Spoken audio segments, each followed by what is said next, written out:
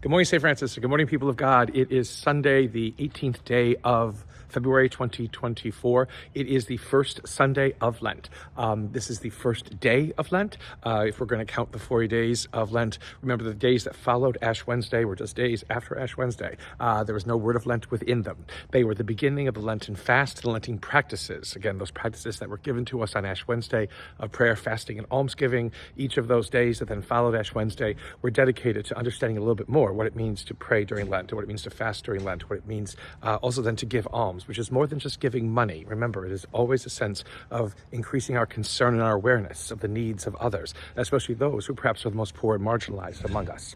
And so we come now to the first Sunday of Lent. Again, there is only 2 days of fasting, and we already passed one on Ash Wednesday. That is all that is asked. You are not asked to give up anything. You are not asked to forego anything. You are not asked to remove anything from your life.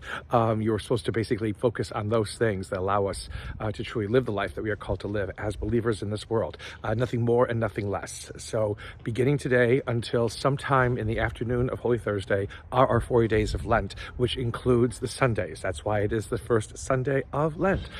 So again, no more kind of reasoning out and all these old wives' tales that unfortunately sprung up so that people could give up something and then go back to eating it on Sunday, because that's just absurd and ridiculous. Why bother giving up at all if you're just going to run back, to doing it again on Sunday? It doesn't make any sense, especially if you're trying to prove yourself before God and how you can do without something.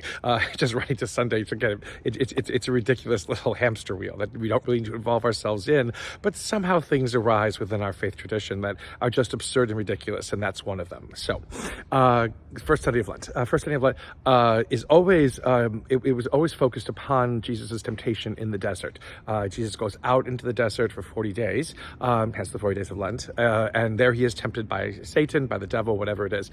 In Matthew and in Luke's Gospel, there is the scene of this great confrontation between Jesus and Satan and the devil. It's like turn stones into bread, jump off the highest tower of the temple and prove that God will care for you, or bow down and worship me and I will give you all kinds of kingdoms, to have as your own. That kind of, again, this test of wills back and forth. And Jesus to each of those says, no, and he easily defeats, the Satan. Basically it says in both Matthew and Luke's Gospel that then Satan waits for another time to tempt him, which actually never really happens. If you look at the Gospels, it doesn't happen. So it's all this kind of inconsistencies.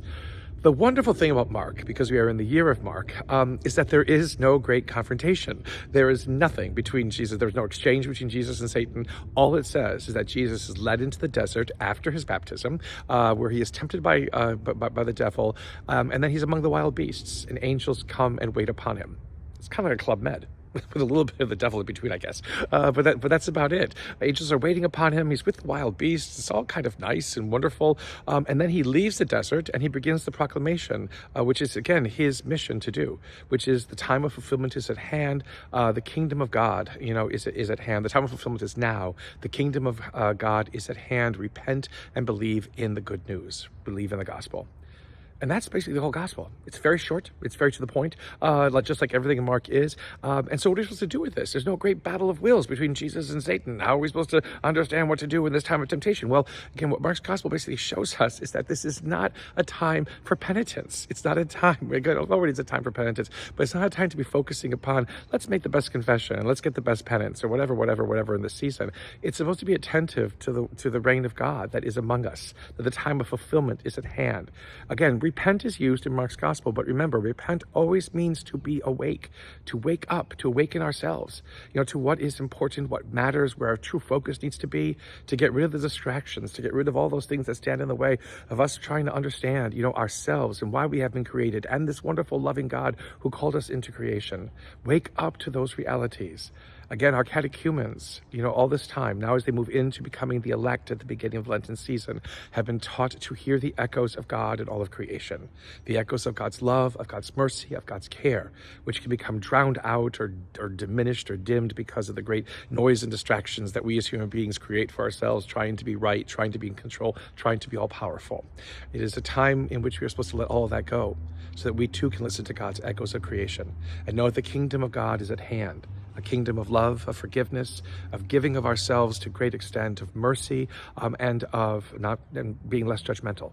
Again, those 5 attitudes and beliefs, they are the core of what it is that we are called to be and live as believers in this world. And Lent asks us to reacquaint ourselves with them once again and to see what can happen if we dare to do so.